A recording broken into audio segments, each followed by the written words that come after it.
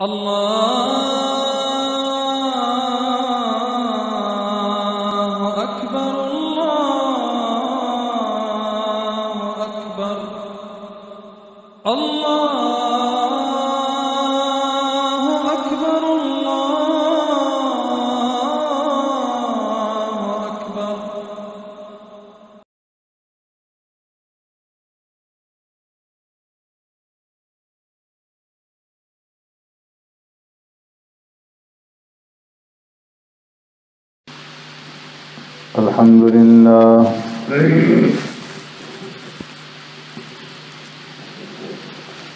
الحمد لله نحمده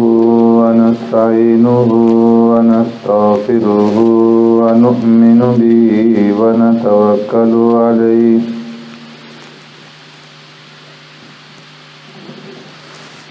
ونعوذ بالله من شرور أنفسنا ومن سيئات أعمالنا من يهده الله فلا مضل له ومن يضلله فلا هادي له ونشهد أن لا إله إلا الله وحده لا شريك له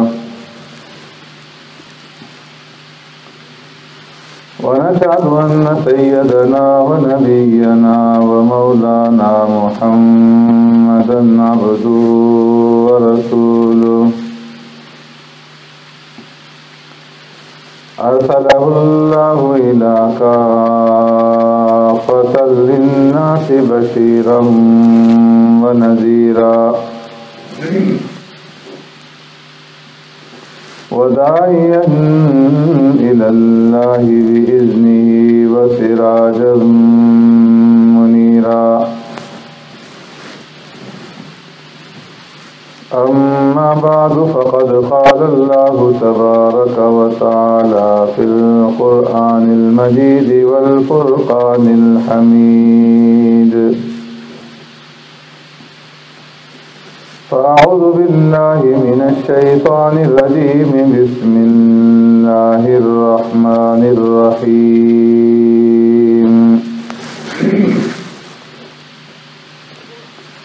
إن الله لا يستحيي أن يضرب مثلا ما بعوضة فما فوقها فأما الذين آمنوا فيعلمون أنه الحق من ربهم وأما الذين كفروا فيقولون ماذا أراد الله بهذا مثلا يضل به كثيرا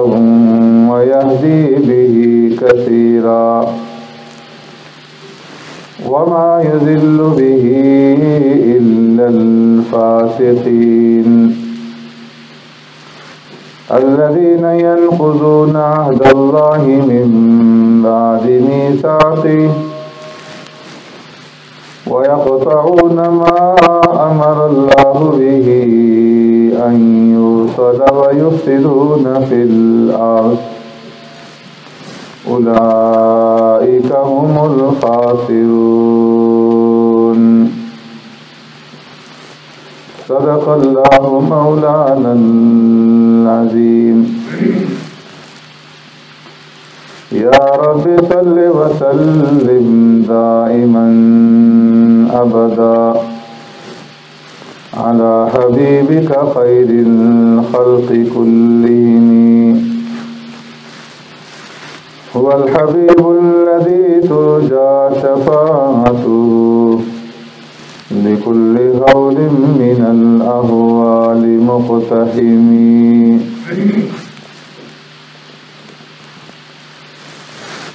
إن الله لا يستحيي بے شک اللہ تبارک و تعالی نہیں شرماتا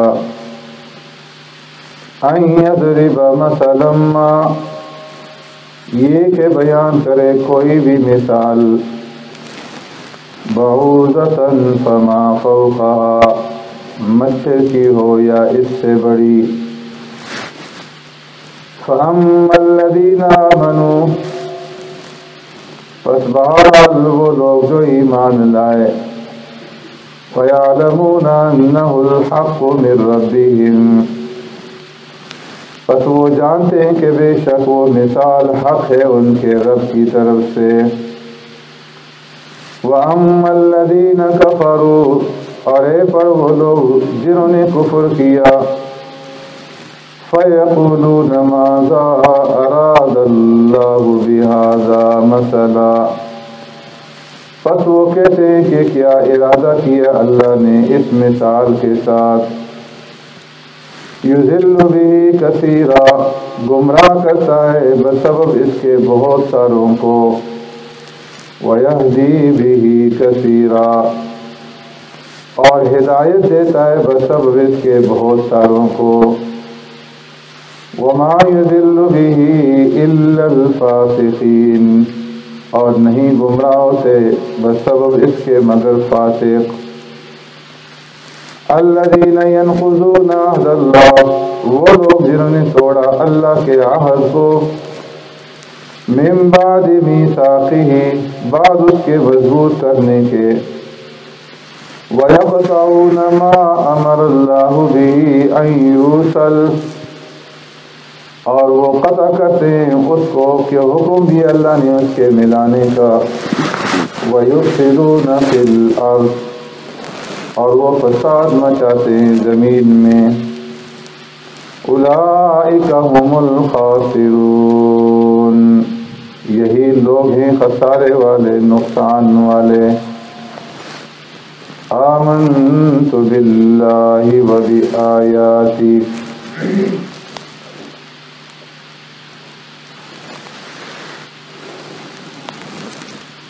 میرے محترم دوستو، بزرگوں، بھائیو،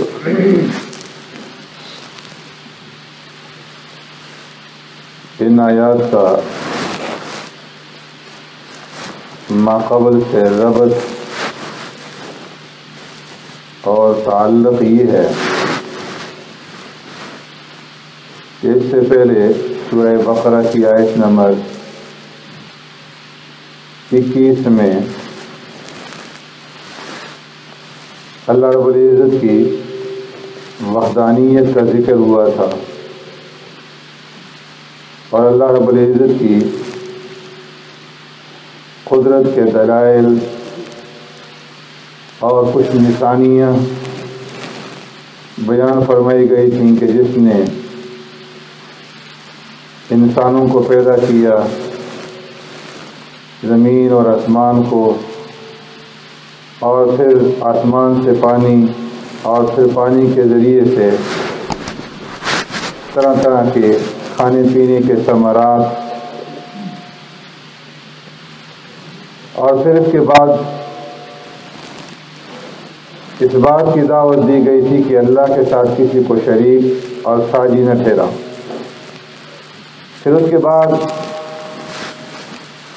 پیارے پیغمبر صلی اللہ علیہ وسلم کی رسالت کا ذکر ہوا، اور رسالت کے ضمن میں آپ صلی اللہ علیہ وسلم کے معجزات کا، اور معجزات میں سب سے بڑے معجزے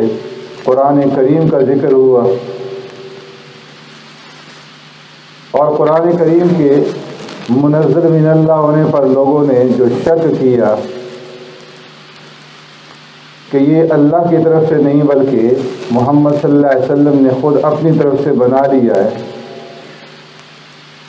تو ان کے اس شک پر اور ان کے اس دعوے پر چیلنج کیا گیا کہ اگر تمہیں اس کے منزل من اللہ ہونے میں شک ہے تو قرآن جیسی ایک صورت لا کر کے دکھلاؤ۔ اور پھر یہ بھی پیشن گوئی کر دی گئی کہ قیامت تک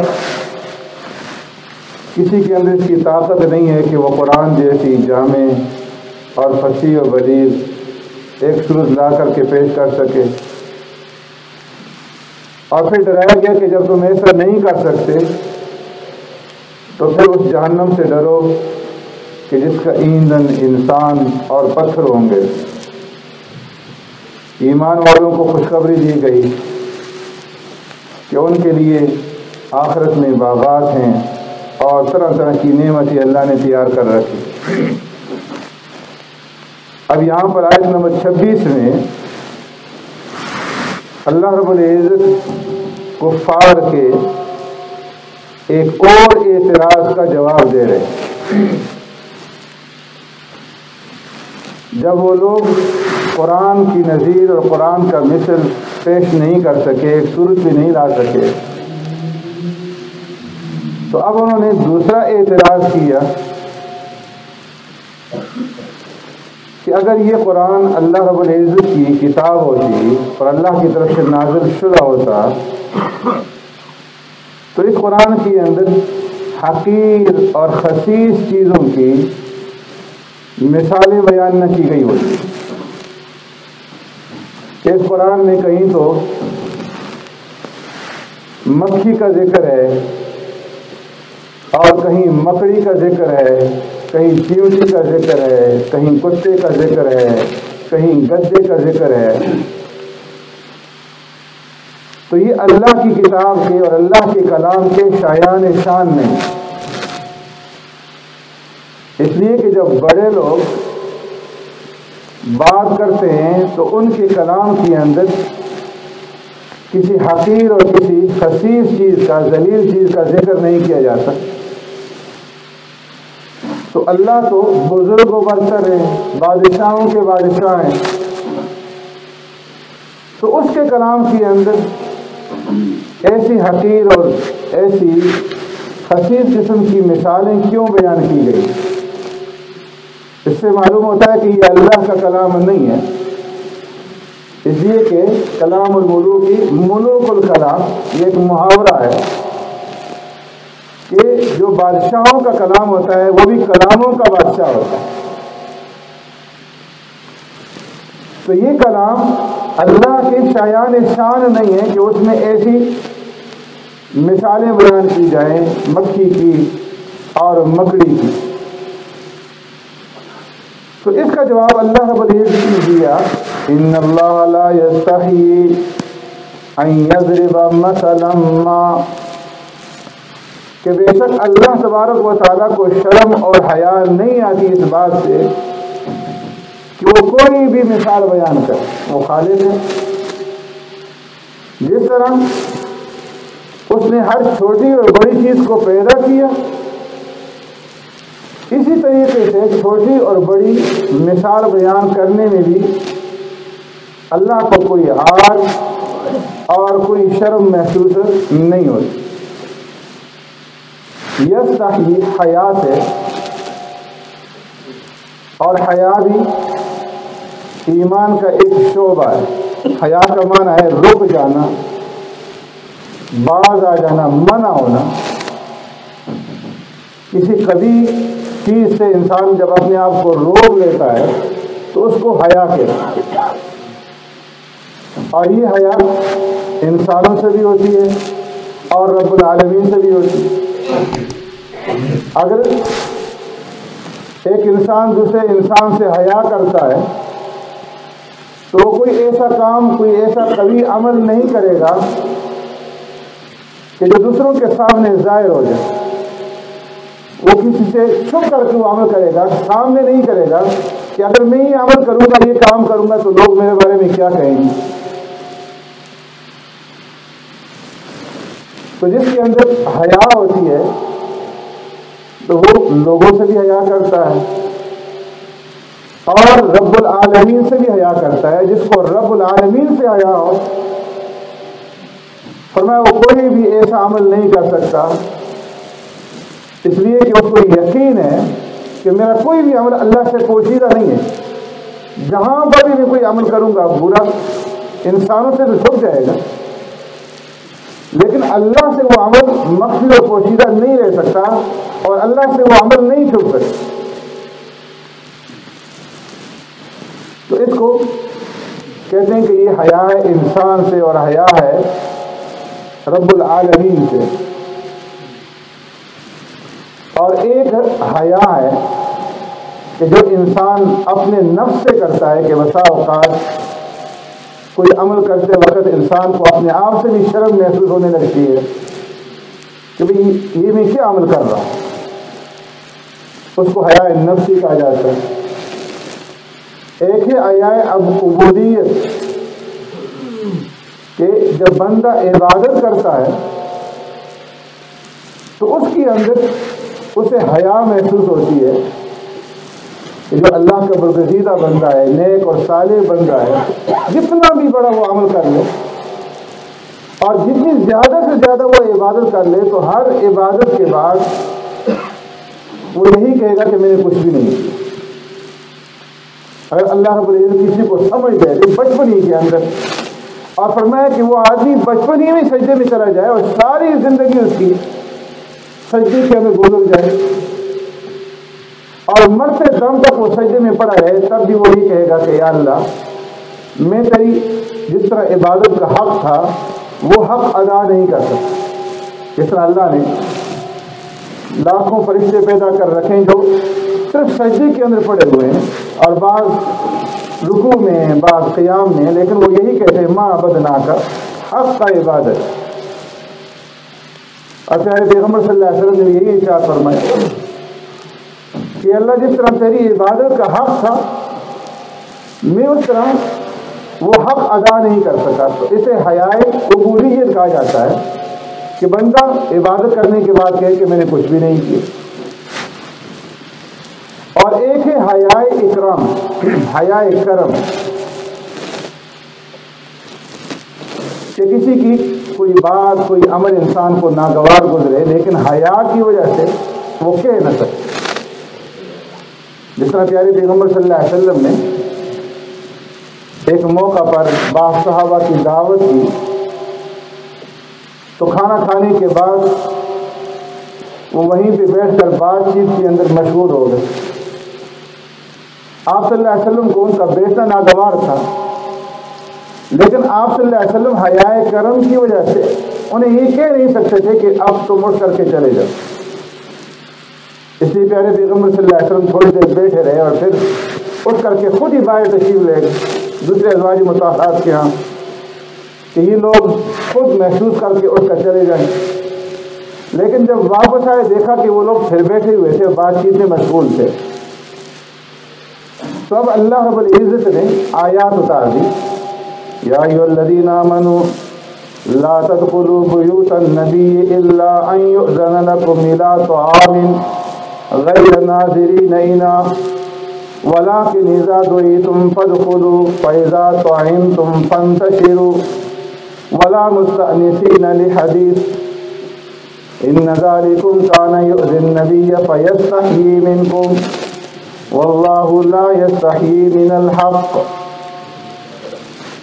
اے ایمان والو، تم اس وقت تک نبی کے گھر میں داخل مت ہو جب تک کھانا تیار نہ ہو جائے،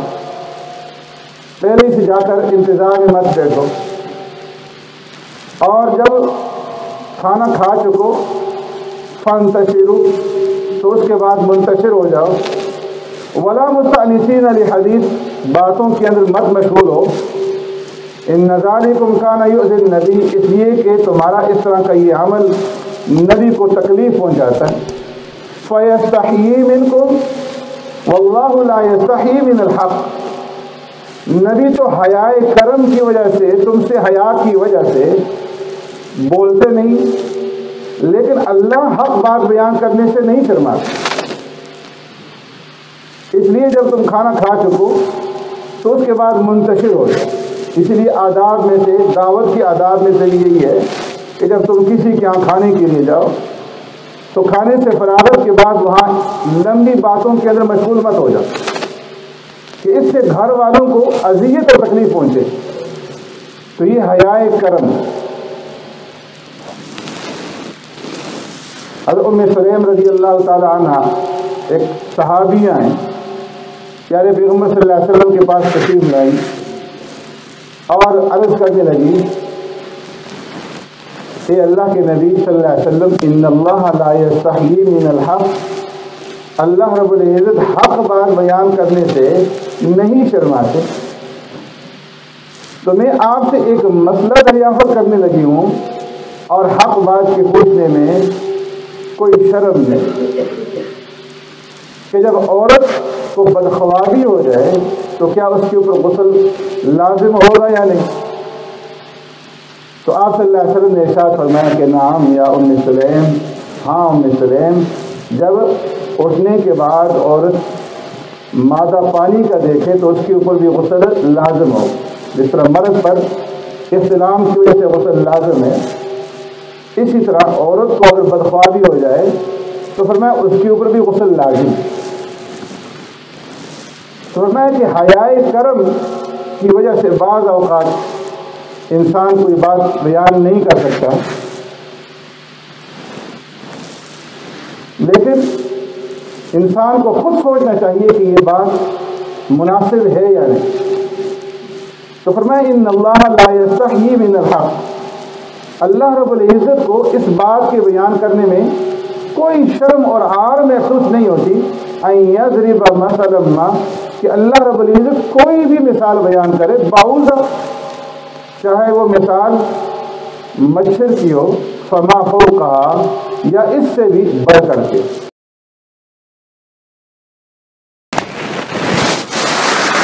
اللہ نے مشرکین کے اور کفار کے معبودان باطلہ کی بے بسی کو مکھی کی مثال کے ذریعے سے ظاہر کیا، اور ان کے دجل کو، ان کے مکر اور ان کے فریب کو مکڑی کے جالے کے ساتھ تشبیہ دی. فرمایا یا ایھا الناس ضرب مثل فاستمعوا لہ، اے لوگو، اللہ رب العزت ایک مثال بیان فرما رہے، کان کھول کر کے اس مثال کو سنو. ان الذین تدعون من دون اللہ لن يخلقوا ذبابا ولو اجتمعوا لہ. فرمایا کہ جن معبودان باطلہ کی یہ لوگ پرستش اور پوجا کر رہے ہیں، اللہ کے سوا جن کو مشکل کشا، حاجت روا اور نفع اور نقصان کا مالک سمجھ رہے ہیں، اور ان کے سامنے اپنی حاجات پیش کر رہے ہیں، ان کے نام کے چڑھاوے اور نظریں مان رہے اور چڑھا رہے ہیں، اور ان کا اپنا حامی اور مددگار سمجھ رہے ہیں. ان الذین تدعون من دون اللہ لن يخلقوا ذبابا ولو اجتمعوا لہ. فرمایا کہ یہ سارے کے سارے جمع ہو جائیں، مل جائیں، جتنے بھی معبودان باطلہ ہیں، تو یہ ایک مکھی کو پیدا نہیں کر سکتے. اور اللہ تو وہ ہے خالق اور مالک، جو ساری کائنات کا خالق اور مالک، جس نے سب کچھ پیدا کیا. اور ان کی بے بسی اور عاجزی اور کمزوری یہاں سے ظاہر ہے کہ یہ ایک معمولی سی جو مخلوق ہے مکھی، سارے مل جائیں ایک مکھی کو بنا نہیں سکتے، اس کو پیدا نہیں کر سکتے.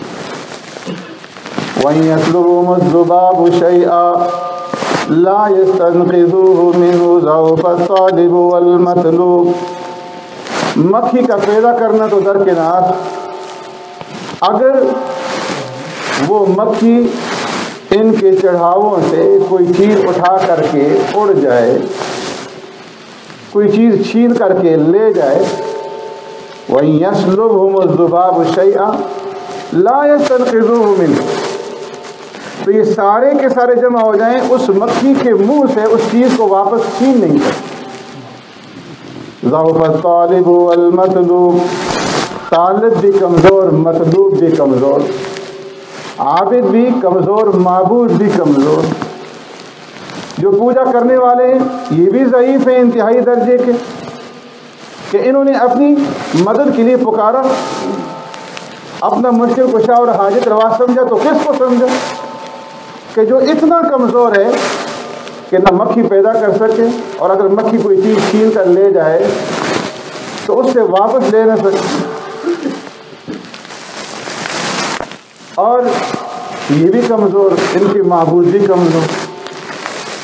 دوسرے مقام پر ان کے دجل فریب کو اللہ نے مکڑی کے ساتھ تشبیہ دی۔ مثل الذین اتخذوا من دون اللہ اولیاء کمثل العنکبوت اتخذت بیتا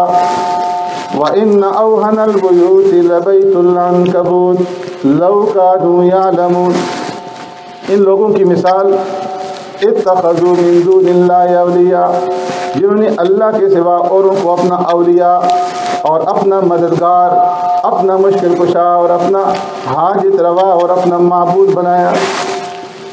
ان کی مثال ایسی ہے کمثل العنکبوت، جیسے کہ مکڑی، اتخذت بیتا، کہ وہ مکڑی انتہائی باریک اور کمزور تاروں کے ذریعے سے ایک جال تنتی ہے اور اپنا اس جال کے ذریعے سے مکان بناتی ہے۔ وَإِنَّ أَوْهَنَ الْبُيُوتِ لَبَيْتُ الْعَنْكَبُوتِ، جو مکان ایسا ہے کہ تمام مکانوں میں سب سے زیادہ کمزور، نہ تو اس مکڑی کو اس کا وہ مکان بارش سے بچا سکتا ہے، نہ گرمی سے نہ سردی سے بچا سکتا ہے، اور نہ ہی آندھی سے بچا سکتا ہے۔ ذرا زور کی آندھی چلی اور اس کا وہ جالا جو ہے وہ مٹ گیا، ختم ہو گیا۔ کاش کہ یہ لوگ جان لیتے کہ جن لوگوں کو یہ پکار رہے ہیں وہ اتنے بے بس اور عاجز ہیں جس طرح کے مکڑی کا وہ جالا، اور اسلام کو مٹانے کے لیے جتنی وہ کوششیں کر رہے ہیں ان کی یہ ساری کوششیں بھی اتنی کمزور اور بودھی ہیں جتنا کہ مکڑی کا وہ جالا۔ تو ان لوگوں نے کہا کہ اگر یہ اللہ کا کلام ہوتا تو اس میں مکڑی اور مکھی کا ذکر نہ ہوتا۔ اللہ نے فرمایا ان اللہ لا یستحی ان یضرب مثلا ما، اللہ کو اس بات سے کوئی حیا اور شرم نہیں آتی کہ وہ مثال کے اندر کوئی بھی مثال دے دیں، بڑی سے بڑی چیز کی مثال بیان فرما دیں یا چھوٹی سی چھوٹی چیز کی مثال بیان فرما دیں۔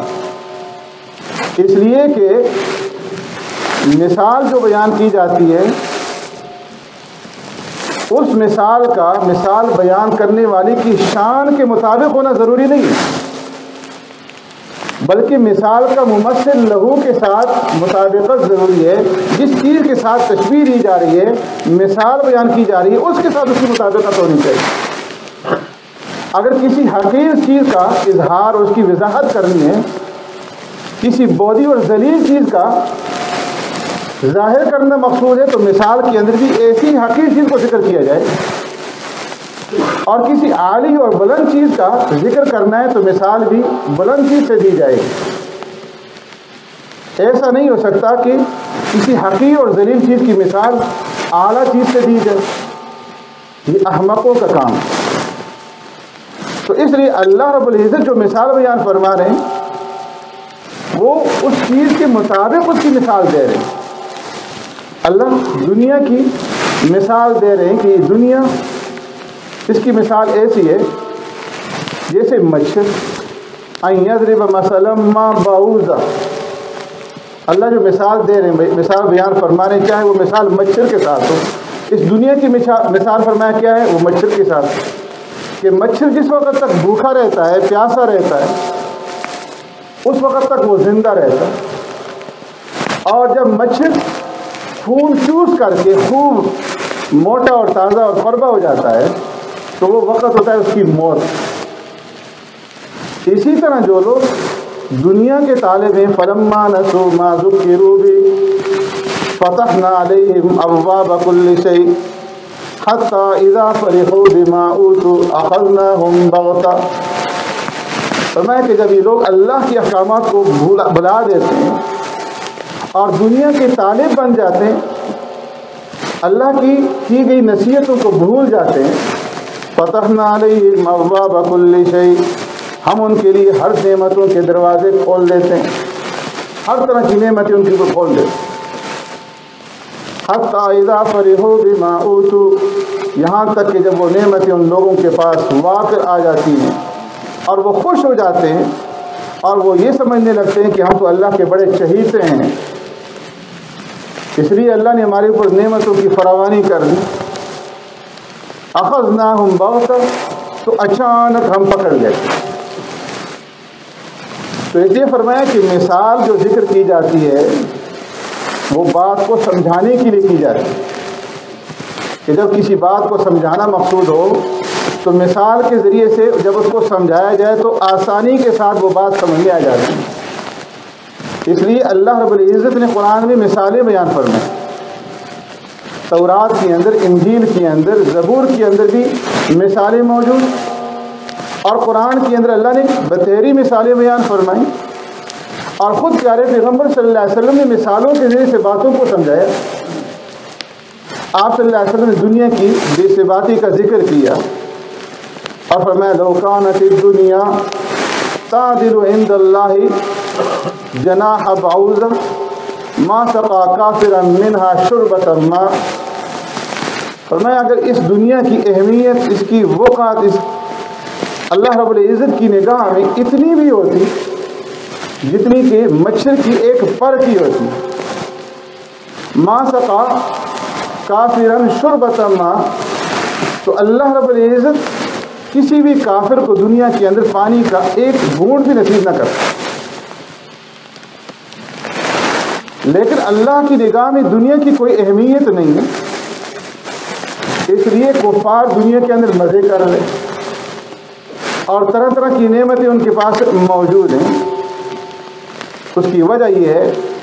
کہ ان کے لیے صرف دنیا ہی دنیا ہے، آخرت میں ان کے لیے کچھ بھی نہیں، اور دنیا کی اہمیت اللہ کی نگاہ میں کچھ نہیں، مچھر کے پر کے برابر بھی نہیں۔ تو یہاں پر سرکار دو عالم صلی اللہ علیہ وسلم نے مچھر کے ساتھ بھی تشبیہ نہیں دی، بلکہ مچھر کا ایک پر کے ساتھ دنیا کی مثال دی، دنیا کی بے ثباتی اور اس کی بے وقعتی کو سمجھانے کی۔ ایسی اللہ رب العزت توحید اور شرک کی مثال دیتے ہیں، ایک اچھے درخت کے ساتھ اور ایک برے درخت کے ساتھ۔ الم تر کیف ضرب اللہ مثلا کلمۃ طیبۃ کشجرۃ طیبۃ اصلها ثابت وفرعها في السماء تؤتي أكلها كل حين بإذن ربها ويضرب الله الأمثال للناس لعلهم يتذكرون۔ دیکھو اللہ رب العزت مثال بیان فرما رہے ہیں، مثل طیب کلمۃ طیبۃ، پاکیزہ کلمے کی، توحید کی، کشجرۃ طیبۃ، پاکیزہ درخت کے ساتھ، اصلها ثابت وفرعها فی السماء، ایسا پاکیزہ درخت کہ جس کی جڑیں زمین کے اندر مضبوط ہیں اور جس کی شاخیں آسمان کے اندر پھیلی ہوئی ہیں، تؤتی اکلها کل حین باذن ربها، ہر سیزن میں، ہر موسم کے اندر وہ اپنا بھرپور پھل دیتا ہے رب العالمین کے حکم سے۔ اور پھر اللہ رب العزت اس مثال کی وجہ بیان فرماتے ہیں کہ یہ مثال کیوں دے رہا ہوں۔ وَيَضْرِبُ اللَّهُ الْأَمْثَالَ لِلنَّاسِ لَعَلَّهُمْ يَتَذَكَّرُونَ، اللہ اس لیے یہ مثالیں بیان فرما رہے ہیں تاکہ لوگ سمجھیں، غور اور فکر کریں۔ وَمَثَلُ كَلِمَةٍ خَبِيثَةٍ كَشَجَرَةٍ خَبِيثَةٍ اجْتُثَّتْ مِنْ فَوْقِ الْأَرْضِ، اللہ رب العزت خبیث کلمے کی مثال یعنی شرک کی مثال دے رہے ہیں کس کے ساتھ؟ کَشَجَرَةٍ خَبِيثَةٍ، ایک خبیث درخت کے ساتھ کہ جس کی جڑیں زمین کے اوپر ہیں، زمین کے اندر نہیں، اور جو اتنا کمزور ہے کہ ہوا کا ایک جھونکا چلے تو وہ درخت گر جائے۔ تو ایسے ہی فرمایا کہ شرک کی اور توحید کی مثال ہے کہ جو موحد ہے، جو توحید کے اوپر کاربن ہے، وہ تو ایک مضبوط درخت کے معنی ہے کہ جو اس کو دنیا کے اندر بھی فائدہ دے گا، قبر کے اندر بھی فائدہ دے گا اور آخرت کے اندر۔ اور جو شرک کے اوپر ہے، جس طرح اس درخت کی زمین کے اندر جڑیں گاڑی نہیں ہیں، ایک معمولی سے جھونکے سے وہ درخت گر جائے گا، ایسے ہی توحید کے مقابلے میں شرک جو ہے وہ انتہائی ضعیف اور کمزور ہے۔ اس لیے انبیاء علیہ السلام توحید کے دلائل سے شرک کا جو ہے وہ قلعہ کم فرماتے ہیں۔ ایسے ہی فرمایا کہ وَلَقَدْ ضَرَبْنَا لِلنَّاسِ فِي هَذَا الْقُرْآنِ مِنْ كُلِّ مَثَلٍ لَعَلَّهُمْ يَتَذَكَّرُونَ۔ ہم نے اس قرآن کے اندر ہر طرح کی مثالیں بیان کی، اس لیے لَعَلَّهُمْ يَتَذَكَّرُونَ، تاکہ ان مثالوں کے ذریعے سے لوگ سمجھ سکیں، ان کے لیے سمجھنا آسان ہو۔ وَتِلْكَ الْأَمْثَالُ نَضْرِبُهَا لِلنَّاسِ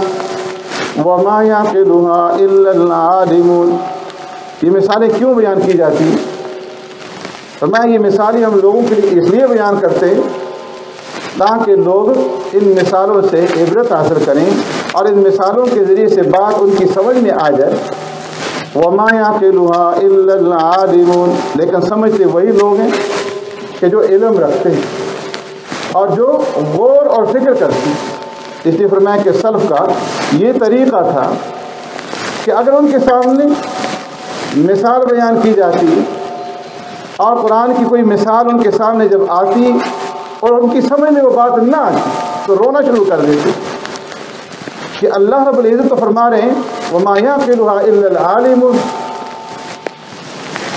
کہ اسی کو سمجھ میں آئے گی وہ بات کہ جو علم رکھتا، اور ہماری سمجھ کے لیے بات نہیں آتی۔ اس لیے فرمایا کہ ان اللہ لا یستحی ان یضرب مثلا ما بعوضہ، اللہ کو حیا نہیں آتی مثال بیان کرنے سے، اس لیے کہ مثال بیان اس لیے کی جاتی ہے کہ لوگوں کی سمجھ کے اندر بات آ جائے، اور اللہ چاہے تو مچھر کی مثال بیان فرما دے، فما فوقہا، یا مچھر سے بھی کم تر چیز کی مثال بیان کر دے۔ فوقہا کی دو تفسیریں مفسرین نے بیان فرمائی ہیں، ایک یہ کہ مچھر سے بھی جسامت کے اندر اور حقارت کے اندر مرتبے کے اندر کم ترین چیز کی مثال بیان کی جائے، یا فما فوقہا سے مثال جو ہے مراد اس سے بڑی چیز جیسے کہ مکھی ہے، مچھر ہے، یا اس سے بڑی چیز ہے۔